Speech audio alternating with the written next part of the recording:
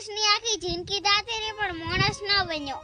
જન્મો એટલે મા બાપનો છોકરો બન્યો. પછી મુમાની ઘરે જો એટલે ભણેજ બન્યો. પાછા ઘરે આયા એટલે હતા ઈ મોટા છા ને ભણવા મીચા એટલે નેહાળીઓ બન્યા.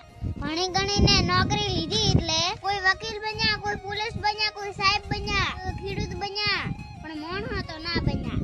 આ બાજુ હાપ ને આ બાજુ કોટો. હારે ઠકાણે હગાઈ છે એટલે રમાઈ બન્યા. 12 મહિના હગાઈ રી, બે હગા ભેળા છા, વિવાહ કરશો પા કે પુલાયા મહારાજ ને ગઢાયા મુરત એટલે લાડો બન્યા.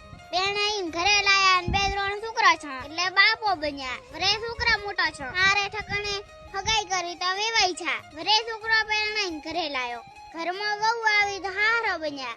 વરે છોકરાના છોકરા મોટા છે એટલે દાદો બન્યા. એક દાડા બેઠા હતા ને દાબીને થયો હા તો ટેડ જઈને જાતા રહ્યા.